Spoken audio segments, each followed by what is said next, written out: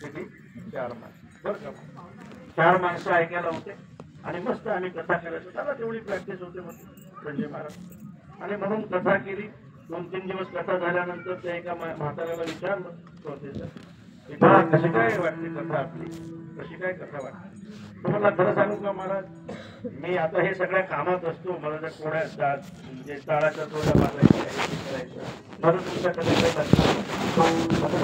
लक्ष नव्हतं पण हे तिघही बहिणी आहेत माझं लक्ष नाही हे बहिणी आहे सांगा त्यांना बहिरी याची असते आणि कोण गीते ते मानिक बहिऱ्याच्या समोर कथा करून काय उपयोग आहे जोपर्यंत आपल्या कानाने चांगलं ऐकायला येते ना तोपर्यंत महाराज म्हणता तुम्ही ऐका रे कान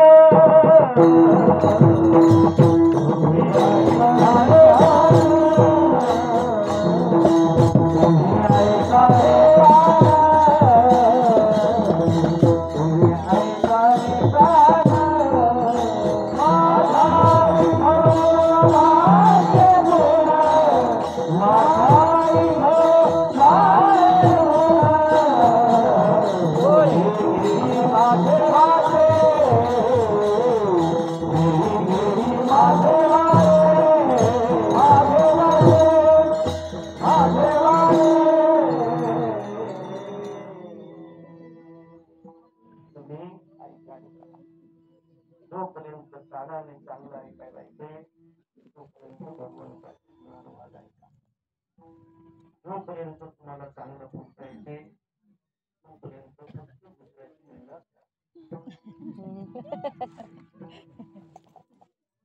त्यांच्या मंडळीला जास्त सांगायचं एखादा विषय निघू किती महत्वाचं काम असतं आणि कुणाचा जर विषय निघला तर आपलं पण उद्या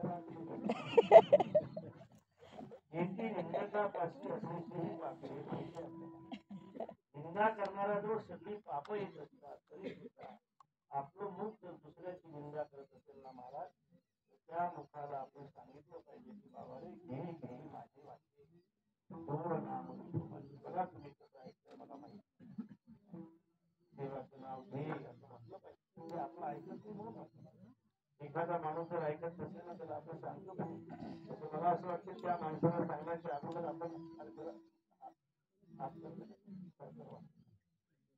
कसाही साऊंड असला तरी मी कीर्तन करणार आहे बरं का कारण एखादा खाली असलं तर आपण म्हणतो की आवाज इथं नाही म्हणा इथं गाईसाठी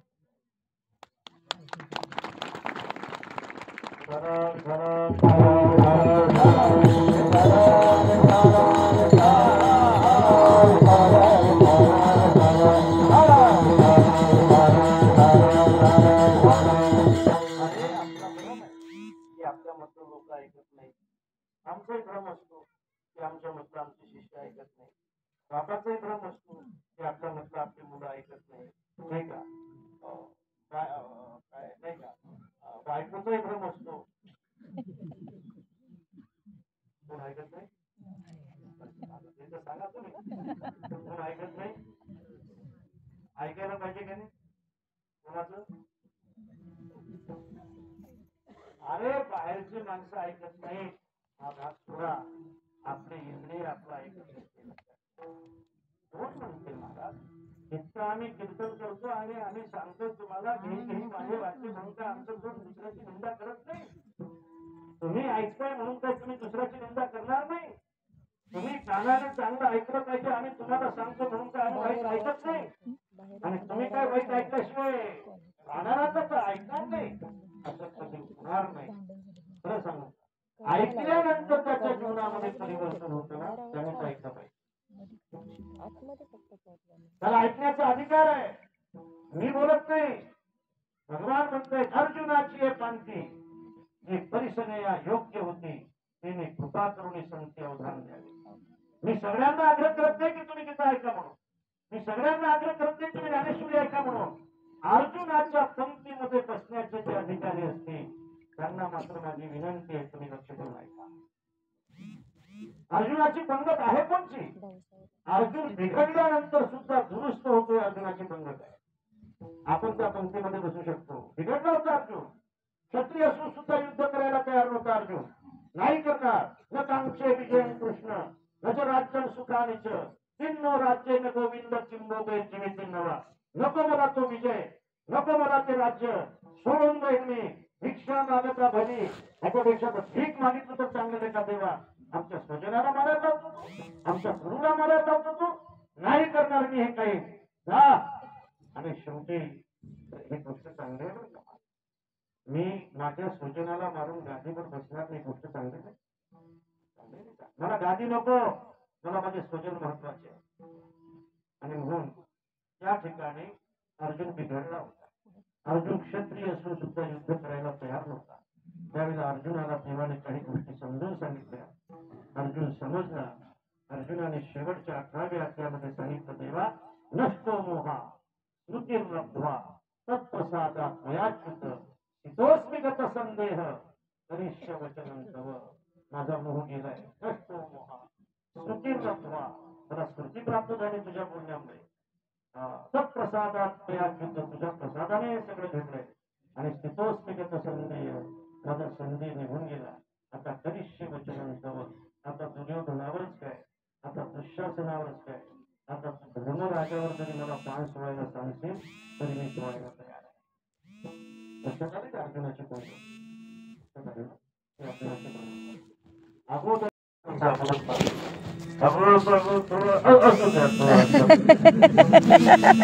आता समज. आणि म्हणून महाराज विनंती करतात, मला पुढे याच्यासाठी सांगायचं आहे तुम्हाला की तीर्थयात्रा कधी केल्या पाहिजे, पंढरपूरची आनंदीची वारी पायी कधी केली पाहिजे. आणि 80 वर्षाच्या नंतर नाही, जोपर्यंत तुमचे पाय चांगले आहेत तोपर्यंत करून घ्यायचे. तमही सकळ चिंता आहे हात चालावया पायी, तव तू आपले सहित आहे. तीर्थयात्रे जाय चुकू नको. एका बाजूने महाराज हे सांगताय, दुसऱ्या बाजूने महाराज म्हणतात, तीर्थे धोंडा पाणी देव रोकडा सज्जनी. काय तीर्थाला धोंडा आहे, काय तीर्थाला पाणी आहे, रोकडा तो कुठे आहे, रोकडा तो सज्जनामध्ये आहे. एक लक्षात ठेवा. एक विरुद्ध असणारा जे महाराजांचा उपदेश आहे हा कशाचा. एका बाजूने म्हणतायत नामचिंतन सोप आहे, भक्ती सोपी आहे. दुसऱ्या बाजूने म्हणतायत भक्ती कठीण आहे. एका बाजूने म्हणतायत तुम्ही तीर्थयात्रेला गेलं पाहिजे, दुसऱ्या बाजूने म्हणतायत तुम्ही तीर्थयात्रेला जाऊन करणार काय, तीर्थे घेऊन त्याचं खरंच आहे. विषय असा आहे की महाराजांची पद्धत अशी की महाराज अधिकार परत तुम्ही रेडीमेड कपड्याच्या दुकानामध्ये गेलात, एकाच मापाचे कपडे नसतात. ज्याचं जसं माप असेल त्या पद्धतीने ते भेटत असतात. तर ज्याचा जसा अधिकार असेल त्या पद्धतीने संत महात्मे उपदेश करत असतात. अधिकार सैसा उपदेश साह्य ओझे त्यास ऐशे देऊ. आपण इथंच प्रयोग करू. अधिकार पाहायला. आता मी एक श्लोक म्हणतो, मी जे काही म्हणतो ते माझ्या पाठीमागे तुम्ही सगळेजण म्हणा. हो म्हणा, होतं म्हणा. हो मी म्हणतो तसं म्हणा. हो म्हणा. हो नक्की तुम्ही सगळ्यांना म्हणायचं मी म्हणतो. गदा कवी गदक गदक प्रभाव पावितस्तवे गले वदम गदंबिका भुजंग तुंग मालिका दमक दमक दमक दमन निनाद वट्ट मर्वयम चकार चंड तांडवम करो तुम शिव शिव म्हणा.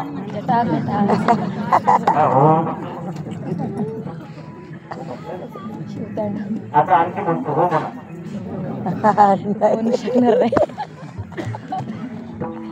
ते तुम्हाला येत नाही म्हणजे कोणालाच येत नाही असं नाही. त्याने पाठ केले त्याला म्हणता येते ना. धर्म प्रवचित तप प्रचिंतन सत्यंच सुरेखतम पृथ्वी मंद फलांत कपटिना सत्य मृत्यू ब्राह्मणा साधू शिदंती दुर्जन प्रभवती प्राय प्रवृत्ती करही. हा श्लोक आहे ना, त्याने पाठ केलं त्याला म्हणता येते ना. महिम पारंते नाही का, ज्याचं पाठ केलं असेल त्याला म्हणता येते. आपण पाठ न केल्यामुळे आपल्याला म्हणता येणार नाही. आणि म्हणून मला असं वाटतं ते म्हणण्याचा जर तुमचा अधिकार नसेल तर ते म्हणण्याच्या भानगडीत पडता कशा. बरोबर. अधिकार परत ते आपण त्या ठिकाणी चिंतन केलं पाहिजे. जसा अधिकार असेल त्या पद्धतीने साधना केली पाहिजे. साधना केली पाहिजे. काय झालं बघा, एक महाराज शंकराचार्याला एक म्हातारा भेटला. मग तो म्हातारा भेटल्यानंतर तो म्हातारा म्हणत होता, तो संस्कृतचे धातू ठोकत होता. संस्कृत माहिती आहे, संस्कृत असं पाठ करावं लागते. संस्कृत शिकलं पाहिजे. संस्कृत फार महत्वाचं असते. भविष्यामध्ये ज्याला ग्रंथ समजावे असं वाटत असेल तर त्याची सुरुवात संस्कृत पासून झाली पाहिजे. संस्कृत भाषा इतकी सुंदर भाषा आहे महाराज. संस्कृत भाषेसारखी भाषाच नाही. आपल्याला जे कॉम्प्युटर दिलं ना, तुम्हाला सांगतो, कॉम्प्युटर पासून तर मोबाईल पर्यंत आपल्याला ते आपल्या हातात दिलं ना, ते इंग्रजी भाषेने नाही दिलं, ते संस्कृत भाषेने. संस्कृत भाषा ही सगळ्या भाषेची जननी आहे, लक्षात ठेवा. आपण तिच्याकडे दुर्लक्ष करतो. आपण व्याकरण शिकत नाही. कीर्तन करायला सुद्धा असं वाटत नाही की आपण संस्कृत शिकलं पाहिजे. नाही वाटत, ते वाटलं पाहिजे. तर म्हणजे संस्कृत शिकणे कठीण आहे. संस्कृत एक गणित आहे, गणित गणित आहे. आम्ही ज्यावेळेला आलो होतो, त्यावेळेला आमचे महाराज पंडित महाराज गणेश शास्त्रीजी आम्हाला व्याकरण शिकायला लागले. त्यावेळेला आम्ही भ्रमात पडलो की कशासाठी शिकायचं आपण. रामा रामो रामा प्रथमा रामम रामो रामा तृतीया रामेण रामाभ्याम राम ही तृतीया रामाई रामाभ्याम रामेभ्या चतुर्थी रामात रामाभ्याम रामेभ्या पंचमी रामश्री राम हो रामानाम शेती. शिकायचं कशासाठी, त्याचं काय काम आहे, त्याचं काय हरी, त्याचं काय काम, त्याचं काय काम. लक्षात आलं त्यावेळेला आम्ही 16 पाठापर्यंत गेलो, 20 पाठापर्यंत गेलो. आणि त्यावेळेला आमचं पुस्तक पूर्ण झालं. त्यावेळेला लक्षात आलं की हे शिकल्याशिवाय गीतेचा एकही श्लोक तुम्हाला कळणार नाही. आणि जी गीता या देशामध्ये निर्माण झाली, जी गीता अर्जुनाला सांगितल्यामुळे त्याचा मोह गेला, जी गीता परदेशातल्या लोकांनी आपल्या डोक्यावर घेतली, ती गीता आपल्याला समजू नये, त्या गीतेचा अर्थ आपल्याला माहीत असू नये. मला असं वाटतं तो माहीत व्हावा असं वाटत असेल तर पहिले संस्कृत शिकलं पाहिजे. हे पुणे संस्कृतची मुलं आहेत.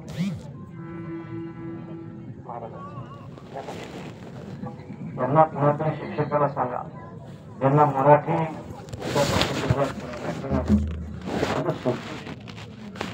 एखादे कोणीतरी महाराज बनवून घेतला 8 दिवसात आणि यांना संस्कृत शिकवून. हे जर संस्कृत शिकले ना, हे संस्कृत शिकल्यानंतर जर पुढे शिकले ते नंतर सुद्धा लागते. संस्कृत भाषा कठीण आहे. एक म्हातारा तिथं धातू भोगत होता. असंच त्याने कीर्तन ऐकलं आमचं. त्याला असं वाटलं आपणही त्या ठिकाणी संस्कृत त्या ठिकाणी शिकू. नंतर आपण गीता पाहू, नंतर आपण ज्ञानेश्वरीकडे जाऊ, नंतर आपण असं करू, वेदांत पाहू, नंतर न्याय पाहू, नंतर तर्क पाहू, उपनिषद पाहू. संस्कृत शिवाय जर पर्याय नसेल तर आपण सुरुवात करू संस्कृत शिकण्यास. त्यावेळेला त्याने संस्कृतचा अभ्यास करायला सुरुवात केली. आचार्य त्याच्याजवळ गेले आणि विचारलं, काय करता बाबा. संस्कृत शिकतो. कशासाठी. मला कीर्तन करायचं आहे. आणि तुम्हाला खरं सांगितलं कीर्तन करायला संस्कृत शिकायला लागते.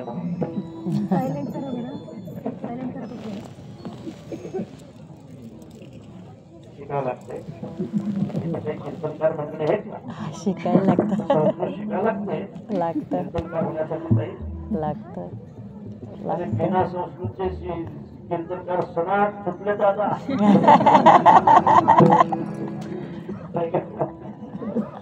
आम्ही मेलो झाला संस्कृत शिकू शकतो.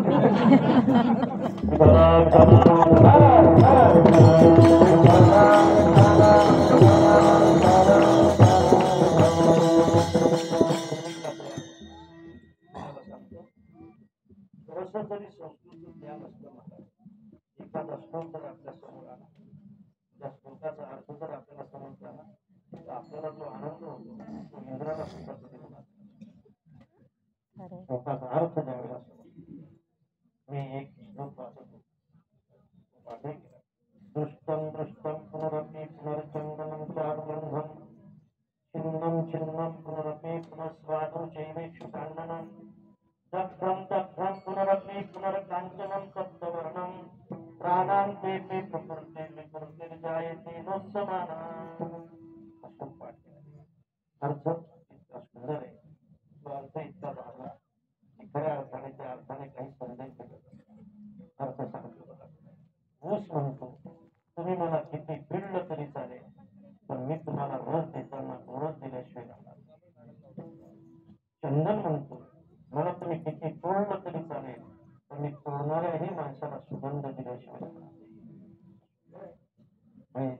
म्हणते, तुम्ही मला किती तापवलं तरी चालेल, किती तापवलं तरी चालेल, मी माझी चकाकी कधी कमी होणार नाही.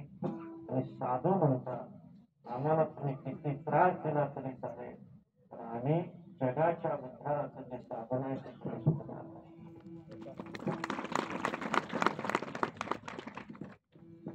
शिवकाने सुद्धा पाठ केला. चंदन म्हणतो मी सुगंध सोडणार नाही, तुम्ही सोडलं तरी. सोनं म्हणते आम्ही चकाकी सोडणार नाही, तुम्ही जाळलं तरी. ऊस म्हणतो मी गोळी सोडणार नाही, तुम्ही पिळलं तरी. आणि गोसेवक म्हणतो आम्ही गोसेवा कधीच सोडणार नाही, आम्हाला किती त्रास झाला अर्थ दिलाय आपल्याला. किती त्रास दिला तरी आम्ही चांगलं काम करायचं कधी सोडणार नाही. त्रास देणारे त्रास देत राहतील, आम्ही करत राहतो. हा संस्कृती दिलेला अर्थ आहे. त्याला पुढे सांगायचं, त्याला अभिनयासाठी सांगायचं. विषय असा आहे, म्हातारा शिकत होता, संस्कृतचे धातू भोगत होता. आचार्याला विचारलं, आचार्याने काय शिकतोय बाबा? संस्कृत. वय काय तुमचं आता? बस 75 वर्ष पूर्ण झाले, 76 वर्ष चालू झाले मला आता. या किती तारखेपासून? 9 तारखेपासून, 8 तारखेपासून, 9 आहे का? 8 तारखेपासून झालं सुरू. आजची 9 तारीख आहे. 76 वर्षाचा झालो मी. किती दिवस प्रपंच करतोय, किती दिवस मुलं सांभाळतोय, किती दिवस नातू सांभाळायचे. आता संस्कृत शिकायचं.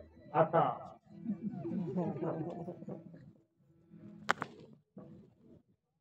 त्यावेळेला आचार्याने सांगितलं, बाबा संस्कृत शिकण्याचं वय संपलं तुमचं आता.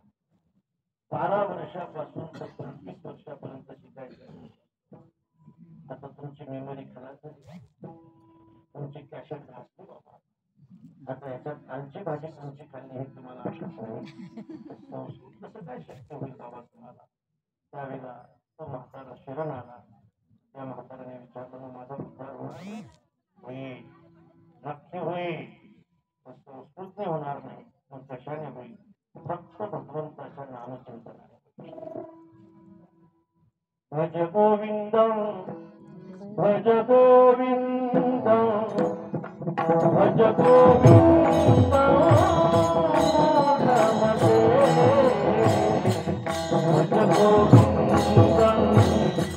भज गोविंदम भज गोविंदम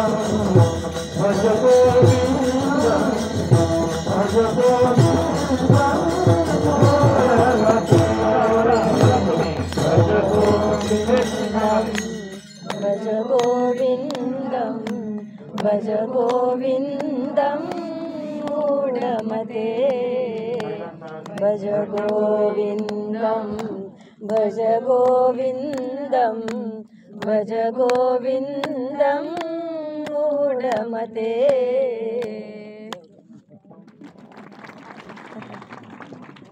अंगंगलितं परितं मुंडं अंगंगलितं परितं मुंडं दशनविहीनं जातं तुंडं दशनमीनं जातं मुंडं उद्धूयाति विहितादण्डं तदपि न मुञ्चति आशापिण्डं. भज गोविंदम भज गोविंदम भज गोविंदम मूढमते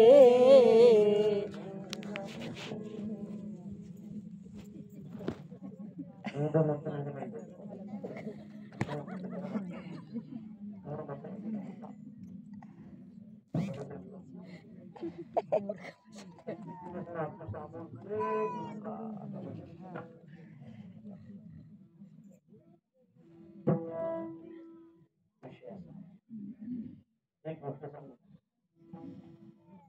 प्रपंचासाठी वयाची गरज आहे, शिक्षणासाठी वयाची गरज आहे, नोकरीसाठी वयाची गरज आहे, कपडा शिकण्यासाठी वयाची गरज आहे, गायन शिकण्यासाठी वयाची गरज आहे. बरोबर आहे ना? बरोबर आहे ना? वयाची गरज. खरं सांगू तुम्हाला, परमार्थ करण्यासाठी वयाची गरज नाही. तुम्ही कोण्याही वयामध्ये परमार्थ करू शकता. ना उम्र की सीमा हो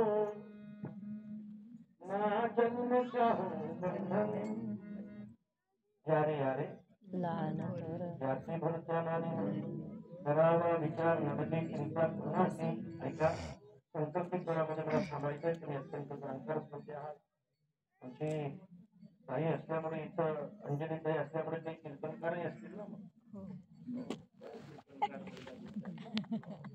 असो, आणि आमच्या कीर्तनकार असतील. आणि म्हणून हा अधिकार परत्वे उपदेश महाराज करतात. आणि या अभंगामध्ये सुद्धा हा जो उपदेश आहे, हा उपदेश कोणासाठी आहे?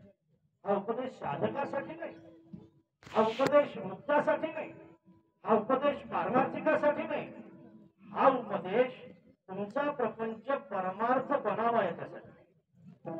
हा उपदेश मुक्त करणाराच आहे, पण हा उपदेश कोणासाठी आहे? संसारिकासाठी. सांगितले काय? अरे पारमार्थिकाने जसं वैराग्य मिळवलं पाहिजे, पारमार्थिकाने जसं ज्ञान मिळवलं पाहिजे, परमार्थिकाने तशी शांती मिळवली पाहिजे, परमार्थिकाने नाही का तसं तसं क्षमा मिळवली पाहिजे, तसं प्रापंचिकाने सुद्धा धन मिळवलं पाहिजे. किती मिळवलं पाहिजे? माझं तर मत नेहमी असं असते की किमान 1 क्विंटल तरी मिळवलं पाहिजे. सोनं 1 क्विंटल सोनं प्रत्येकाच्या घरी असलं पाहिजे.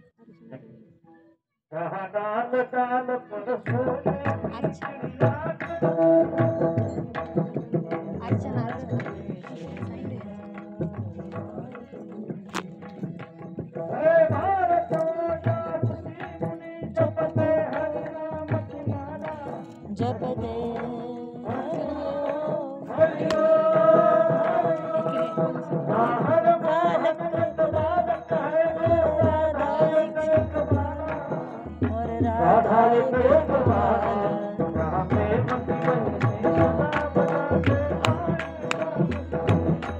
वो भारत देश मेरा.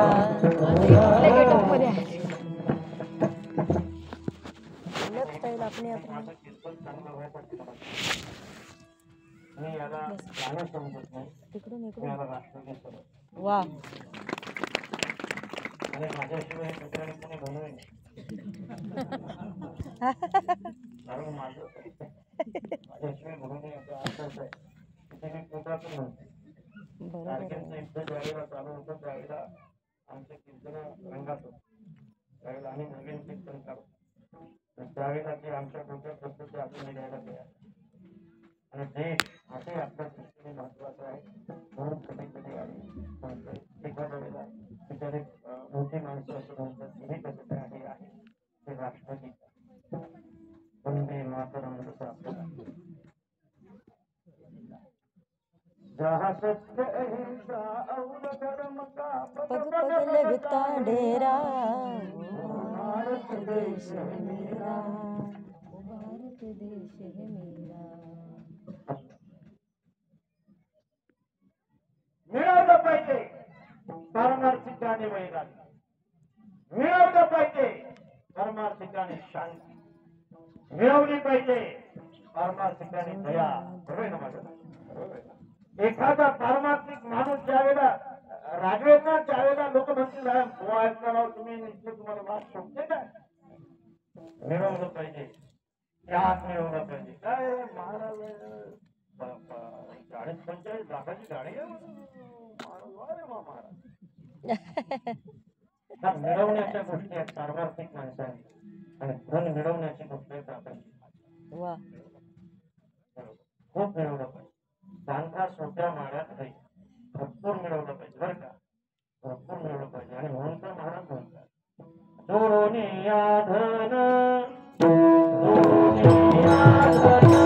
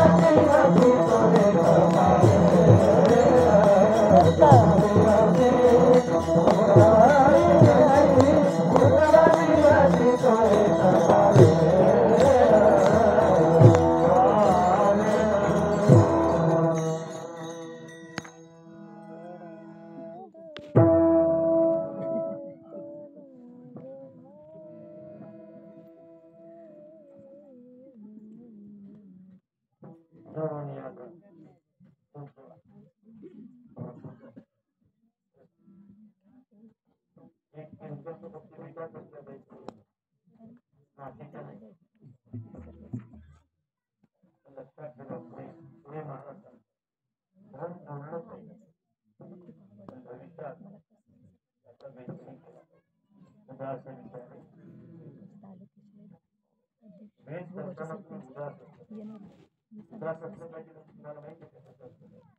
तुम्ही ज्याला दान देताय ना त्या दान देणाऱ्याचं नावही तुम्हाला माहित नसतं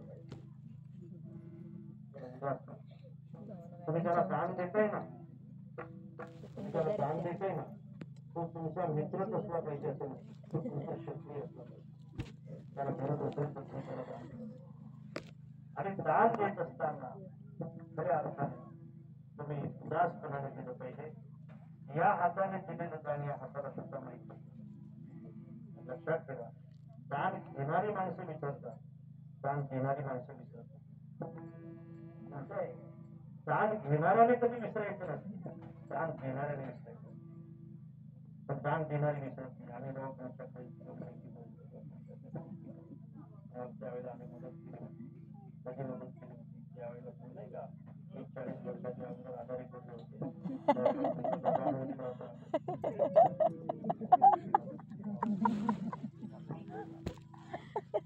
आपल्या स्पर्धातही नाही डबा किती आणला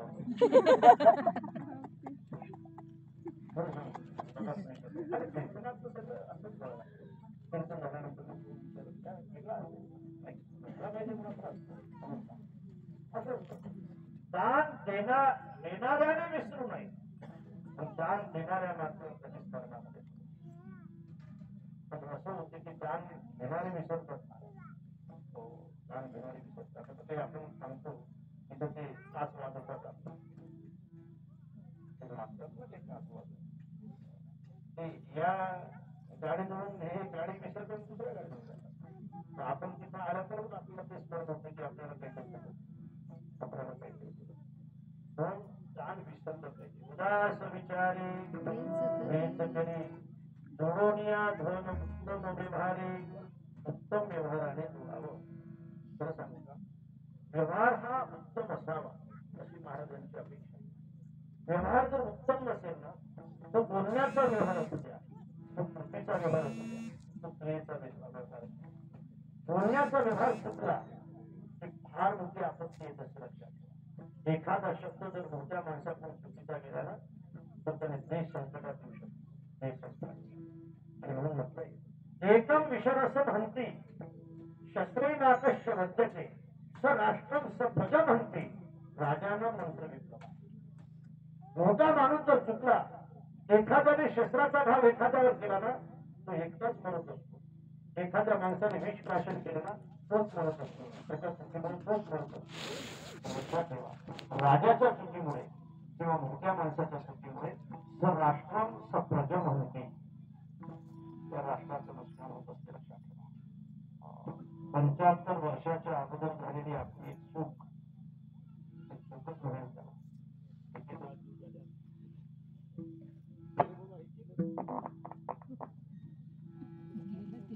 गेलं.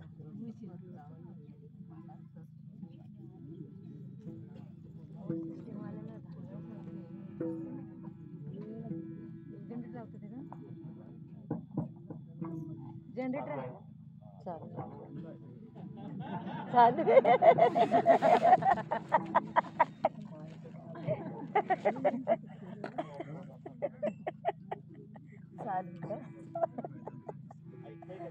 अरे गेलं. अरे मला आज सवलत आहे, आई केलं झालं. करू का चालू? चालू करू का? चालू आहे का? चालू आहे.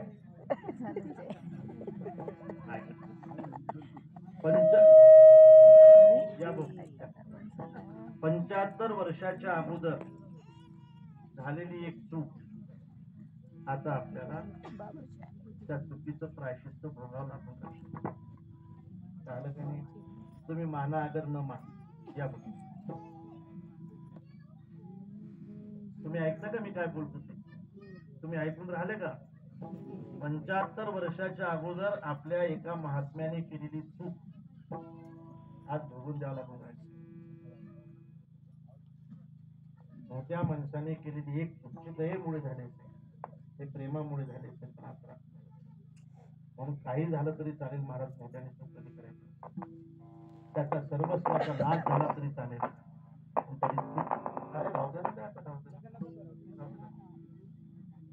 भजन घ्या एखादं तोपर्यंत झालं का?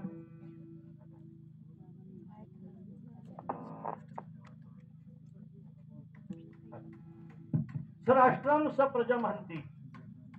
त्या काळामध्ये काश्मीरची केलेली चूक आजही आपल्या पुढची फार मोठी समस्या आहे. गावातल्या मोठ्या माणसाने केलेली चूक गावाची बर्बादी करून टाकत असते, आणि देशातल्या मोठ्या माणसाने केलेली चूक देशाची बर्बादी करून टाकत असते. मोठ्या माणसाने चुकायचं नसतं. राष्ट्रम सप्रजा म्हणती राजाना मंत्र विप्लवा. एखाद्या शब्दाची चूक माणसाला ते जन्मभर राहू द्या, तुम्ही राहू द्या. आता आता विक्षेपच ना, आता मला बोलू, आता काहीच ना, आता चाललंय ना. तुमचे चालू आहेत ना रे? तुमचे माईक चालू आहेत ना? चालू आहे. चालू करा.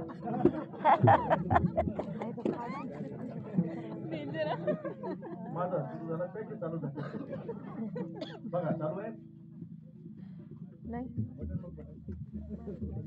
बरं, चालू होतं.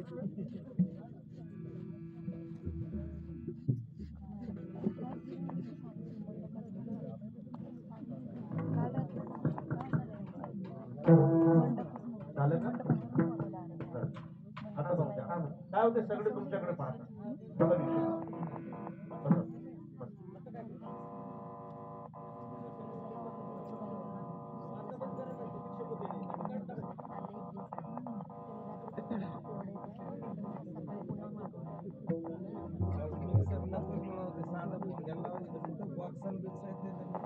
विषय मिक्सर काढून सरळ तो मिक्सर बंद करा काका आणि सरळ एम्प्लिफायर वर टाका. हा हॅलो हॅलो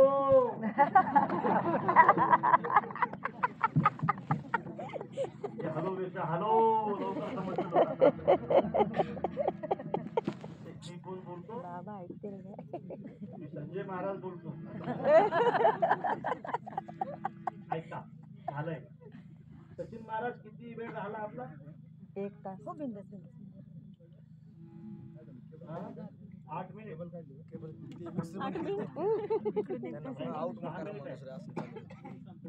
अरे आहे म्हणजे किती वेळ?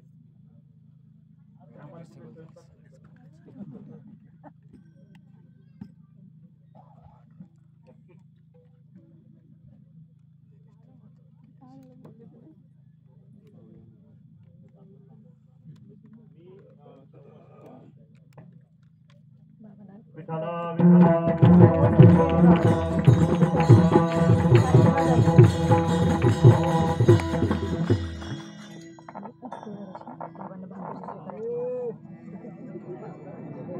त्रास दिलाय.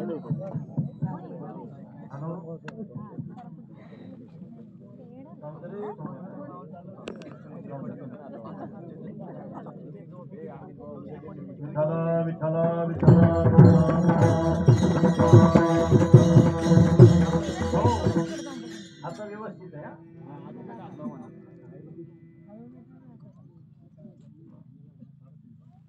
वा ऑपरेटरलाच पकडून काय ठेवा सांगत तरी होतो? कीर्तन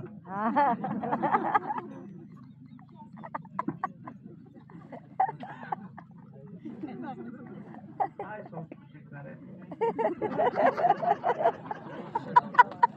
आता भजन करा फक्त. काय सांगत होतो म्हणे कीर्तन. काय सांगत होतो? कोणत्या माणसात सांगत होतो? हा? मोठ्या माणसाने चुकून आहे.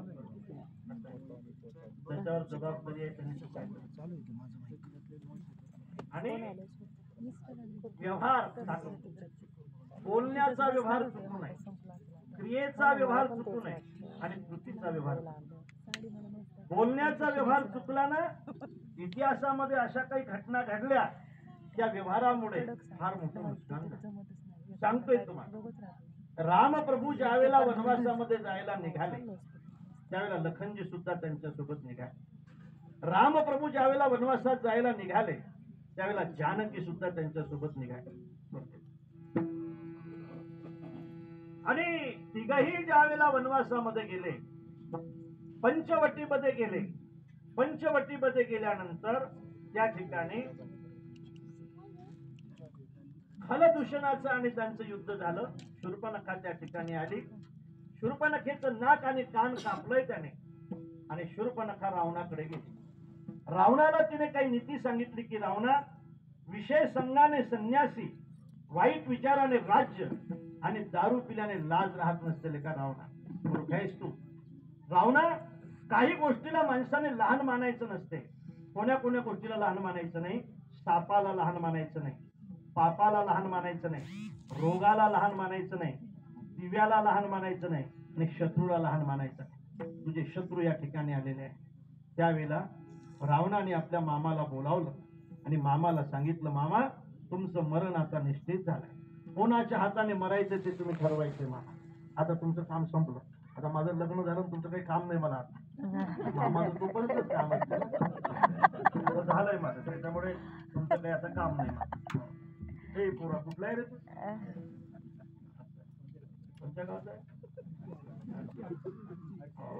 मामा आहे का तुला? मामाला पोरगी आहे का?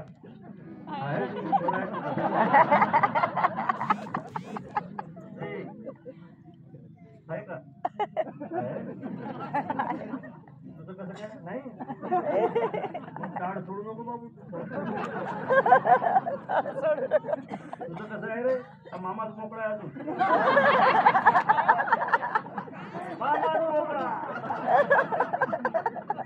मामा फिरतो बिचार.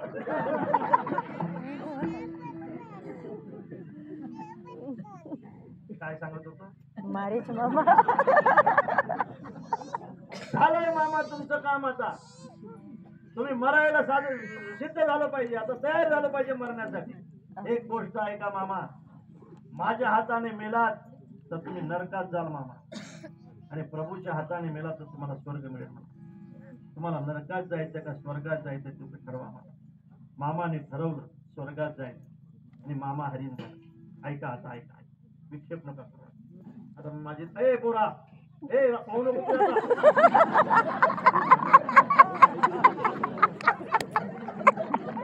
आई ग. आधी आलता. मी तर म्हटलं होतं त्याला पकडून ठेवा कोणीतरी. विठाला, विठाला, विठाला.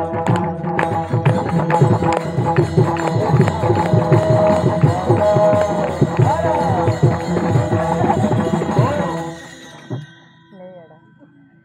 काय सांगत होतो? मामा. मामा तुमचं मरण निश्चित झालंय. कोणाच्या हाताने मरायचं ते तुम्ही ठरवायचं. माझ्या हाताने मेला तर नरक, प्रभूच्या हाताने मेला तर स्वर्ग. मला सुद्धा तिथं यायचंय, मला सुद्धा त्याच्याच हाताने मरायचंय. मी सुद्धा तुमच्या जवळच येणार आहे. पण तुम्ही जर माझ्या हाताने मेला ना नरकात जा. मामाने ठरवलं स्वर्गात जायचं. मामा हरीन झाले. मामा हरीन झाले आणि मामा आता त्या ठिकाणी पंचवटीमध्ये गेले. सकाळची वेळ होती, फुलाची झाडं बाहेर लावलेले होते. आतमध्ये प्रभू आसनावर ध्यान करत होते. फुलं तोडण्यासाठी जानकी आली होती आणि जानकीच्या समोर तो हरीण टुणूक टुणूक टुणूक टुणूक टुणूक टुणूक अशा उड्या मारत होता. हरीण पाहिल्यानंतर कुणाला आसक्ती वाटणार? हरीण पाहिल्यानंतर कुणाला पाहावंसं वाटणार नाही? त्या ठिकाणी ते हरीण पाहत होती, फुलं तोडत होती. तिचं लक्ष हरणाकडे गेलं आणि मोहित झाली जानकी. तिने हरणाकडे बोट दाखवलं, प्रभूला घेऊन आले. एक हाताला प्रभूला पकडलं आणि हरणाकडे बोट दाखवलं. मला तो हरीण पाहिजे. तोडिता फुले मी सहज पाहिला जाता, मज आणून द्या तो हरीण अयोध्या नाथा. मला तो हरीण पाहिजे. कशासाठी पाहिजे? भरताला भेट देण्यासाठी पाहिजे. अरे का पाहिजे? तो सोन्याचा आहे म्हणून पाहिजे. अरे तो सोन्याचा कधी झाला नाही, तो सोन्याचा कधी होणार नाही. तू का आसक्त होते त्याच्यावर? नाही म्हटले तो सोन्याचा आहे, तो सोन्याचा आहे, सोन्याचा. हा सोन्याचा आहे तो. तुम्हाला काही कळत नाही. तुम्हाला काही कळत नाही, तो सोन्याचा आहे असं म्हणतायत ना. तुम्हाला काही कळत नाही, तो सोन्याचा आहे. शेवटी राम प्रभूला त्या हरणाच्या पाठीमागे जावं लागतं. ऐका ऐका, बोलण्याचा व्यवहार चुकल्याने काय आपत्ती आहे ते सांगतोय तुम्हाला. बोलण्याचा व्यवहार चुकल्याने काय आपत्ती आहे. त्या हरणाच्या पाठीमागे जावं लागलं आणि हरणाला बाण लागल्यानंतर त्या हरणाने आवाज दिलाय, हाय लक्ष्मण, हाय लक्ष्मण असा आवाज आल्यानंतर जानकी लखनजीला म्हटली की तुम्ही आता प्रभूच्या मदतीसाठी गेलं पाहिजे. प्रभू संकटात आहे, तुम्ही गेलं पाहिजे. लखनजी म्हणतात, भाभीजी प्रभू कधी संकटात येऊच शकत नाही, येऊच शकत नाही. ऐका तुम्ही माझ्यावर जी जबाबदारी आहे ना, ती जबाबदारी मला सांभाळावं लागेल. तुमचं संरक्षण करण्याची जबाबदारी प्रभूने माझ्याकडे दिली आणि प्रभू कधी संकटात येऊ शकत नाही, तुम्ही चिंता करू नका. नाही म्हटले, तुम्हाला बोलावलंय त्याने. एवढ्या मोठ्याने जर आवाज तुम्हाला त्यांनी दिला असेल तर तुम्ही गेलं पाहिजे. लखनजी समजूत घालतायत पण जानकी ऐकायला तयार नाही. जानकीचा बोलण्याचा जो व्यवहार चुकला ना महाराज, तो फार वाईट आहे. ऐका जानकी काय म्हणते. जानकी म्हटली, प्रत्यक्ष श्रीरामाची हाक, प्रत्यक्ष श्रीरामाची हाक, ते तू म्हणसी नाईक, माझे ठाई तुझा अभिलाष, पापी निष्ठंक तुझे. माझा अभिलाष धरुनी मनी, तू वनाशी आला सेवक होनी, रामे राक्षसे वदल्यावने, तू मज पत्नी करू पा. खरं सांगा, देवाची बायको झाली म्हणून काय झालं? असं बोलायला पाहिजे होतं का? महाराज असं बोलायला पाहिजे. अरे तुम्हाला सांगतो, ऋषमुख पर्वतावर ज्या वेळेला सुग्रीवाने रामप्रभूच्या समोर जानकीच्या अलंकाराची गुरुचुंडी ठेवली, बघा हो आहेत का जानकीचे, म्हणून प्रभूने ती उचलली आणि ते गठोडं लखनजीच्या समोर ठेवलं. लखनजीने त्याची गाठ सोडली. लखनजीच्या हातामध्ये ज्या वेळेला कुंडल आले, त्यावेळेला लखनजी म्हटले, दादा नाहम जानामी कुंडले, हे कुंडल कोणाचे आहे ते मी जाणत नाही. मग केवरे आले, डोक्यातला अलंकार आला, दादा नाहम जानामी केवरे, मी कोणाचे आहेत जाणत नाही. मग नुपुरे, आपण त्याला जोडवे म्हणू, हे आले. त्यावेळेला मात्र लखनजीचे नेत्र ढिले झाले. लखनजी म्हणताय, दादा नुपुरे त्वैव जानामी नित्यम पादावी वंदना, हे कुंडल कोणाचे आहेत हे मी जाणत नाही, मी फक्त माझ्या आईच्या पायातले जोडवे जाणतो. 14 वर्ष सोबत राहून जो जानकीच्या कानातले कुंडलही जाणत नाही, त्याचं जीवन किती शुद्ध आहे. आणि त्याला म्हणते जानकी, माझा अभिलाष धरुणी म्हणी, कोणाशी याला सेवक होणी, रामे राक्षसे वदली आवणी, तू माझं पत्नी करू पासी. बोलण्याचा व्यवहार चुकला, शेवटी जानकीला रावण घेऊन गेला. विठ्ठला विठ्ठला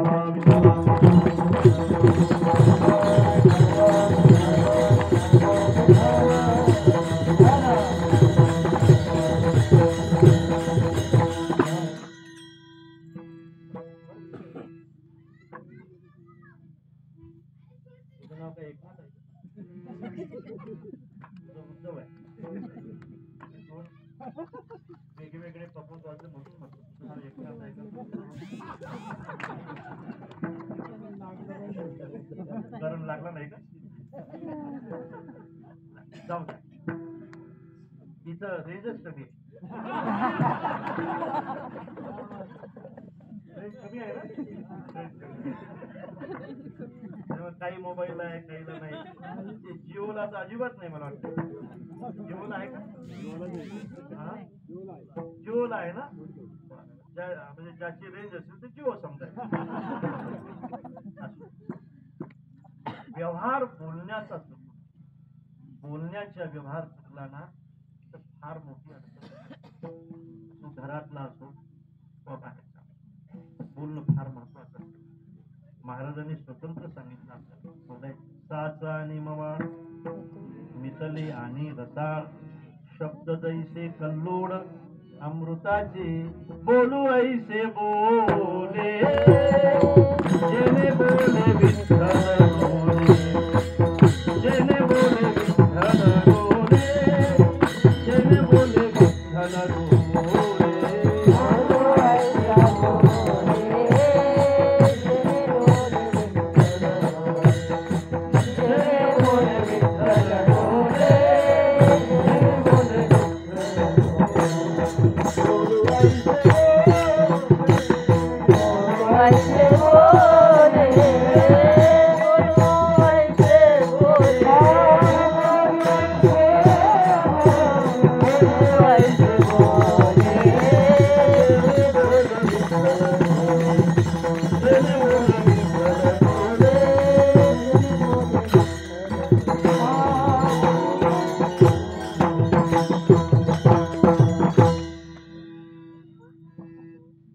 कातळ जर चांगलं बोलत असेल, मृदंगो मुसल एके, मृदंग जर चांगला वाजत असेल, चांगलं बोलत असेल, तर मला असं वाटतं या कातळाने वाईट बोलायची काय. आणि म्हणून बोलण्याचा व्यवहार चुकू नये. व्यवहार चुकला ना माणसाला त्याचं प्रायश्चित्त भोगून द्यावं लागतं. आणि योग्य वेळी तर चुकूच नाही. एखादा शब्द जरी चुकीचा गेला ना पलटी बसत असते. आणि म्हणून बरोबर आहे ना, पलटी समज पलटी बोलण्यामुळे एकदम 60 ते 10 वर येतात. बोलण्यामुळे होतात ना सगळ्या. बोलणं सुधरा बरं, राहू द्या, थोडं नुकसान झालं तरी त्याला तो वाईट नाही बोलायचा. वाईट बोलण्याने कधी चांगलं होत नसतं. घरातला व्यवहार असो वा बाहेरचा असो. आणि म्हणून बोलणं सुधारलं पाहिजे. क्रोध हा नेहमी आपल्या नाशाचं कारण करत असतो, दुसऱ्याच्या नाही. म्हणून महाराजांनी याच्यावर सुद्धा सोल्युशन दिलंय आपल्याला. भांडण करताना सुद्धा रामकृष्ण हरी असं म्हणतात, हे बोला कांडचा हरी बोला. मी तर नेहमी एक औषध सांगत असतो महिलांना, तिथे सांगून जाईल. तुमच्या घरी सासूनाची भांडणं होऊ नये असं वाटते का तुम्हाला? औषध सांगू का? हो नाही सांगा ना, फुकट सांगतो ना. कीर्तनात फुकट आहे असं. तुमच्या घरात सासूनाची भांडणं होऊ नये याच्यासाठी औषध सांगू का? सांगा. अरे हो तर म्हणा. हो. हो कधी म्हणता? म्हणजे तुम्ही भांडणं करताय नक्की झाला आता औषध प्यालाभर पाणी घ्या आणि प्याला जर पाणी घेऊन भांडण चालू होते असं लक्षात आलं, चांगलं आहे का बरं? एक घोट सासूला द्यायचा आणि एक घोट सुनेने घ्यायचा. तुमच्या घरात अजिबात भांडण होणार. खरं. भांडण चालू होण्याच्या अगोदर एक घोट सासूने घ्यायचा, एक घोट सुनेला घ्यायचा. भांडण होणार. फक्त एवढंच आहे. भांडण चालू होण्याच्या अगोदर घेतलेला घोट भांडण संपल्यानंतर गिळायचं.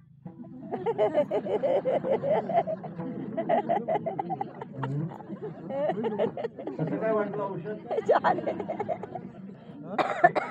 घ्यायला पाहिजे ना यांना औषध. काय माना हलून राहिला तुमचं म्हणजे त्या बोलण्याचा व्यवहार चुकू नये, कृतीचा व्यवहार चुकू नये.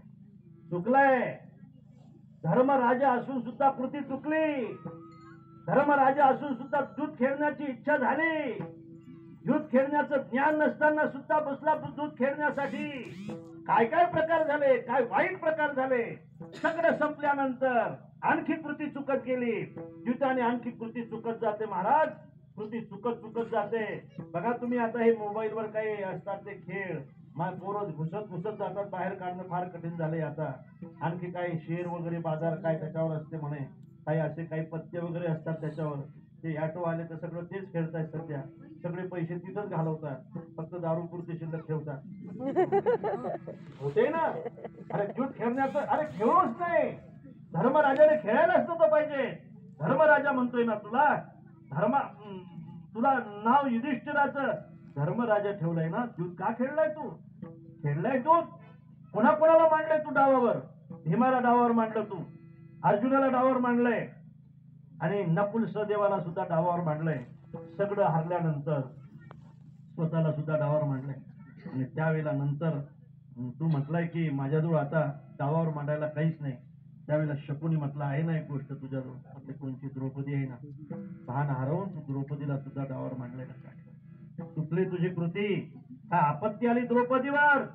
त्या ठिकाणी दुःशासन द्रौपदीला घेऊन आला आणि दुःशासनाने द्रौपदीच्या अंगावरचे कपडे काढायला सुरुवात केली. वस्त्र धारण करायला सुरुवात केली. बरी सभा में द्रौपदी धारी. द्रौपदीला म्हणावं लागलं, कोठे गुंतलासी द्वारकेच्या राया. कशामुळे झालंय हो? कशामुळे झालं? लक्षात आलं तुमच्या? कृती चुकली, क्रिया चुकली. त्या ठिकाणी धर्मराजाची कृती चुकली. आपत्ती आहे. बघा बोलण्याने काही गोष्टी बिघडत असतात, काही कृतीने बिघडत असतात, आपण त्याला काही क्रियेने बिघडत असतात. एखाद्या वेळेला असं झालं आणि भांडण वगैरे जर झालं ना तर बघा एक होऊ नये.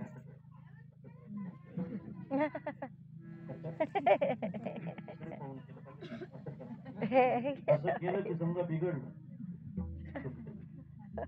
बोलण्याचा व्यवहार चुकू देऊ नका. कृतीचा व्यवहार चुकू देऊ नका. क्रियेचा व्यवहार चुकू देऊ नका.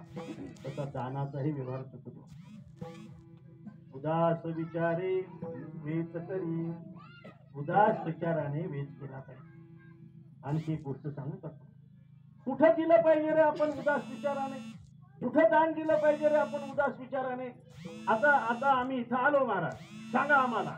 आम्ही दान करायची आमची इच्छा आहे. कुठं दान दिलं पाहिजे? मी सगळ्यांना विनंती करतो की आपण उद्या सकाळी सगळ्यांनी शिर्डीला गेलं पाहिजे आणि साईबाबाच्या चरणी दान दिलं पाहिजे. बरोबर आहे? तर काय करायचं?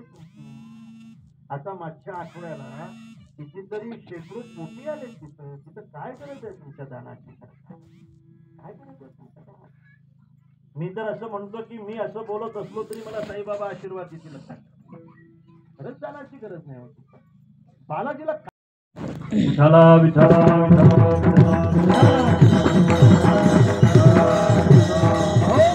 कोणाला दान दिलं पाहिजे रे राजानो? ज्या ठिकाणी गरज असेल त्या ठिकाणी दिलं पाहिजे. काठी आधार कोणाला देतो? काठी आधार त्याला देते की ज्याला गरज. एक कवी फार सुंदर वर्णन करतो. अरे जब तू पैदा हुआ तो पलंग भी था लकड़ी का, माताजी ने तुझे सुलाया वो पालना भी था लकड़ी का, जब तू चलना सीखा तो चलन गाड़ी भी थी लकड़ी की, मास्टर जी ने तुझे डर दिखलाया वो डंडा भी था लकड़ी का. अरे अरे नहीं का, जब तू खेलने निकला तो गिल्ली डंडा भी था लकड़ी का, अरे जब तेरी शादी हुई तो बैलगाड़ी भी थी लकड़ी की, ससुर जी ने तुझे पूजा वो पाट भी था लकड़ी का, गई जवानी आया बुढ़ापा तो सहारा भी लिया लकड़ी का, चिता रचा कर तुझे जलाया वो ढेर भी था लकड़ी का.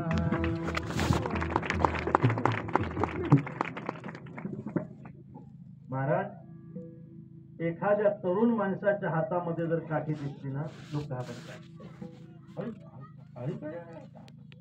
एकदम काठी घेऊन निघाला गल्लीतून मारायचं ना कोणाला.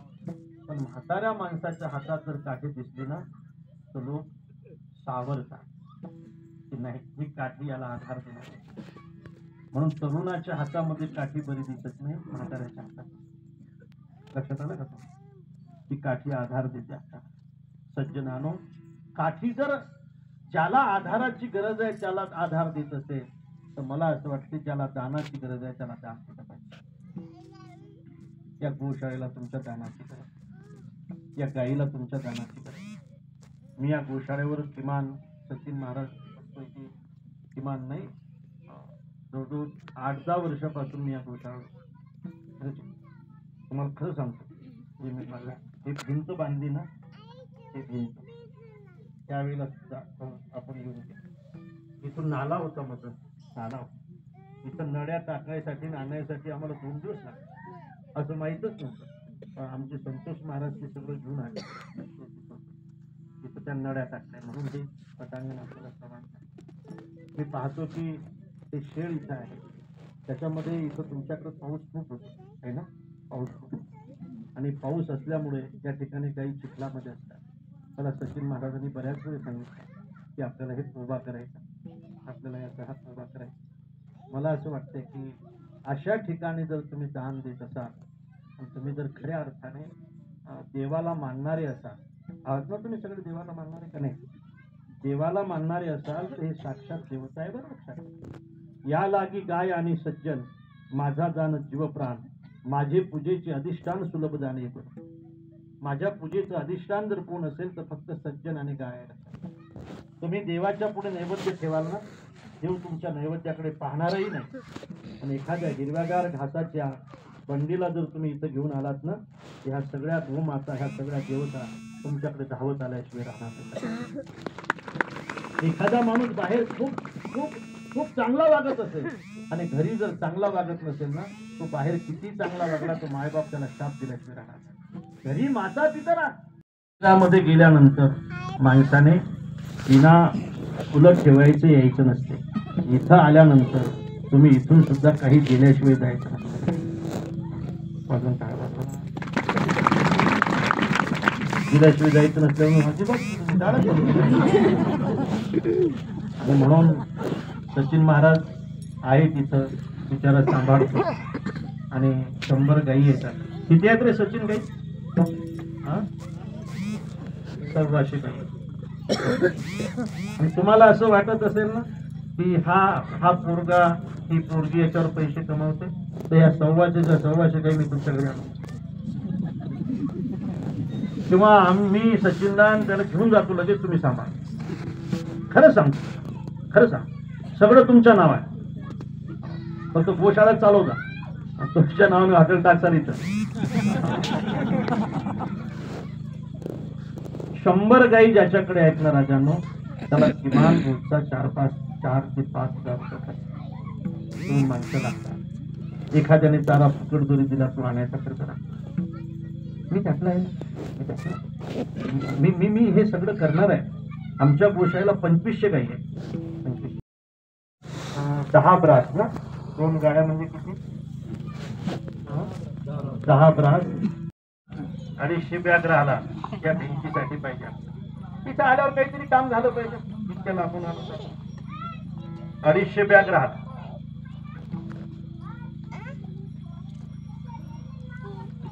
अडीचशे बॅग सिमेंट राहिलं, 50 बॅग झालं. तुम्हाला सुट्टी नाही, हे सगळं झालं. ही सगळी यादी झाल्याशिवाय सुट्टी नाही बघा. बघा तुम्ही 10 असो 15 असो 300 रुपये कीर्तनातले पैसे दिले चालतील बरं का. किती? 20 बॅग बाबा. संगीताताई तिच्याकडून 20 बॅग. आता भाऊसाहेब राक्षे 50 बॅग. वा. आता 120 बॅग झाले. आता राहिलं किती? 180 बॅग नाही का? 180 बॅग राहिलं ना. चला पुढे सांगा. किती? 10. काय काढू खबरे यांच्याकडून 10 बॅग. आता राहिलं 170 बॅग. तुम्ही देता मी काय नाव पडवळ सरपंच साहेब यांच्याकडून 20 बॅग. किती राहिला आता? 150 बॅग राहा. 150 बॅग. अरे 1500 रुपये महिना सुरू झाला. 1500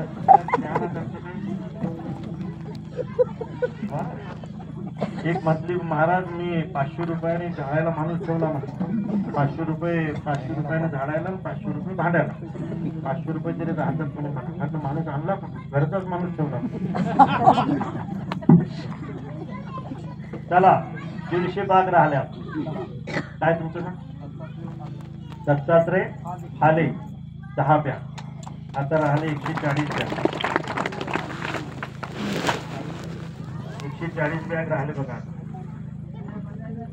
सांगा 100 बॅग कोणाच्या? 100 बॅग. अरे वा, धोरण काढी वा. किती राहिल्या होत्या आपल्या? त्यातले 100 बॅग भाऊच्या. काय तुमचं नाव? अर्जुन भाऊ गोडांबे यांच्याकडून 100 बॅग. आता राहिला 40 बॅग.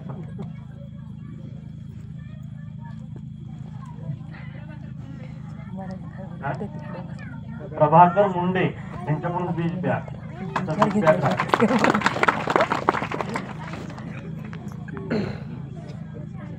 किती राहिले आता? 20 बॅग राहिल्या.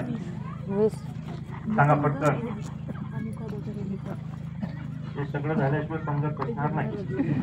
अरे बापरे. आता त्याच्यामध्ये भुंगा सापड जांभळामध्ये नाही. जांभळ मापून त्याच्यात एक भुंगा आला. कुरकुर करायला लागला. तो भुंगा तो खाणारा माणूस म्हणतो तू जर आला नसता ना एक जांभूळ वाढलं असतं. तू आला नसता माझ्या मापाचं एक जांभूळ वाढलं असतं. भाऊ साठे त्यांच्या पण 20 बॅग. आता 300 बॅग झाल्या आपल्या. आता हो संजू भाऊ यांच्याकडे मी नंदू भाऊ त्यांच्या आपण घरी गेलो होतो.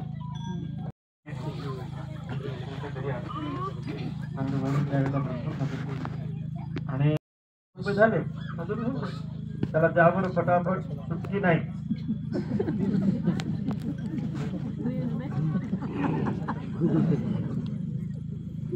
मला बरं वाटलं कीर्तन झालं आपलं. द्या 500 रुपये द्या बरं.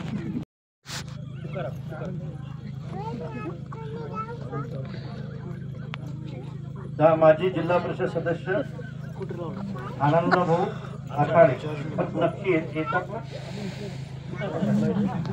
25,000 रुपये. आता हे शहाजी आहे बरं का, हे मुंबईकर आहे. आता ही भिंत आपण बांधली होती बांधली होती. त्याच्यासाठी सुद्धा मी आपण मदत केली होती.